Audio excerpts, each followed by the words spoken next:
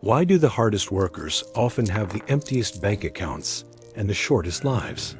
We have been sold a dangerous lie, that the grind is a badge of honor. The truth is, relentless effort might actually be the very thing standing between you and the success you deserve. In the next few minutes, I'm going to show you why the grind might be the most dangerous myth we've ever been taught. Imagine this. You're caught in a violent, unrelenting current paddling with every ounce of strength you possess. Your muscles burn, your lungs scream for oxygen. But no matter how hard you fight, you remain pinned in the exact same spot. You're trapped. This is the reality many of us face in the modern professional world. We trade our time, our health, and our peace of mind for the promise of progress. But instead, we find ourselves stuck in an exhausting cycle. We stay up late, our eyes glued to the screen, pushing ourselves beyond reason, telling ourselves, if I just work a bit harder, everything will finally click. But instead of success, we're met with frustration. The results never match the effort. Slowly, that gap between effort and reward begins to erode your soul. This isn't where burnout ends, it's where it starts. It doesn't begin with a lack of willpower. It begins with relentless, misplaced strength. Consider the story of Alex, a man shaped by the old ways. He grew up in a small, weathered farming village where sacrifice and stoicism were the foundation of life. His father, a man whose back was bent permanently from decades in the fields, had instilled a single philosophy into Alex's mind. The more you give, the more life gives back. Alex watched his father rise at 4 a.m. every day for 40 years, working the earth from dawn till dusk, his hands and skin worn and weathered. To Alex, this wasn't just work. It was a moral imperative. Hard work was the key to life. When Alex inherited the family farm, he didn't just step into his father's shoes, he tried to outpace them. From the first gray hint of dawn until the midnight crickets began their song, Alex poured himself into his work. His hands became a map of scars and calluses. His skin was darkened by the sun, and his youth evaporated under the heat of the fields. His farm, appropriately named Alex's Toil, stood as a testament to his tireless effort. Every furrow in the black soil, every fence post driven into the rocky ground, was a mark of his unyielding spirit. Yet, despite working harder than anyone in the valley, Alex's Toil barely survived. His yields were mediocre. His profits were so slim, they barely covered the cost of the seeds. Every season felt like a desperate gamble, fighting drought, pests, and equipment failure, hoping that sheer willpower would eventually bend the universe to his favor. The harder he pushed, the further success seemed to retreat into the horizon. Just a few miles down the road sat Ben's harvest. On the surface, Ben's life seemed like a vacation compared to Alex's. Ben was rarely seen in the fields at noon. He spent his mornings reading on the porch, his afternoons playing with his children, or strolling through his orchards, seemingly just enjoying the breeze. Alex looked at Ben with a mixture of pity and growing resentment. Good afternoon. How could Ben be so lazy? How could he justify resting when there was work to be done? Yet, the reality of the ledgers told a different story. Despite working fewer hours, Ben's harvest was a masterpiece of productivity. His crops were vibrant and full.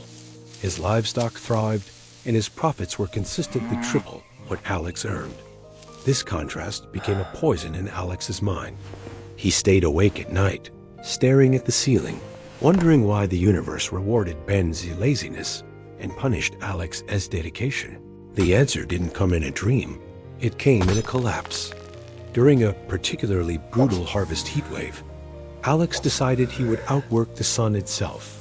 He ignored the dizziness, the cramping in his legs, the gray fog clouding his vision. For 72 hours, he worked without sleep, refusing to stop until the last bushel was moved. On the third night, his heart gave a terrifying stutter, and the world went black. He woke up days later in a hospital bed, his body broken and his mind shattered. He was officially burnt out. While recovering, Ben visited him, bringing a basket of the most perfect fruit Alex had ever seen. Ben sat quietly for a moment before speaking. "Alex," he said softly, "you remind me of a story about a woodcutter. If you give a wise man 6 hours to chop down a giant tree, he will spend the first 4 hours sharpening his axe. You, my friend, have been trying to cut down a forest with a hammer." The words cut through Alex's fever. He realized that for years, he hadn't been a farmer, he had been a martyr. Obsessed with the feeling of being busy, he had neglected the reality of being effective. Ben explained that hard work is the fuel, but strategy is the engine. Ben didn't work less, he worked smarter.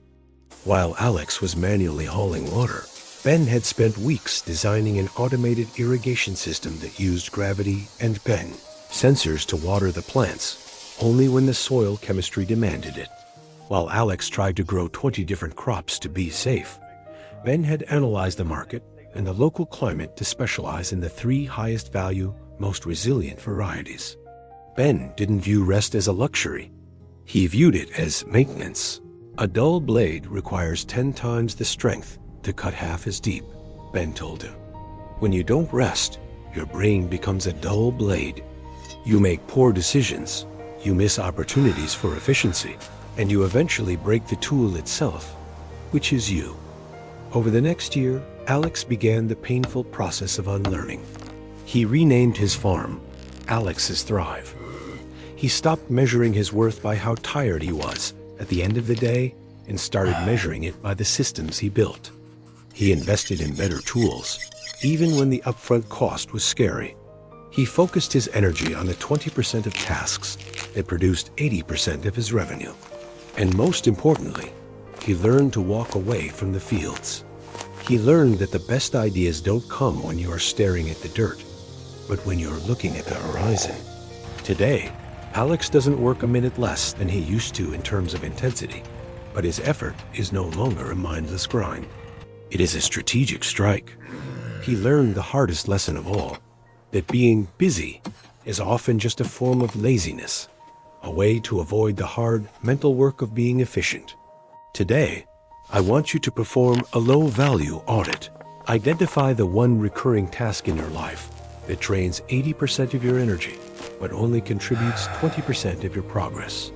Instead of trying to do it faster, spend this week finding a way to automate it, delegate it, or eliminate it entirely.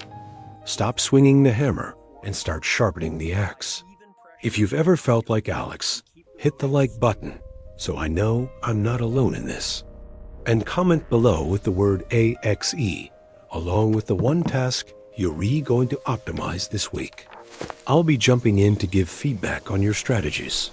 Don't forget to subscribe for more deep dives into high-performance psychology.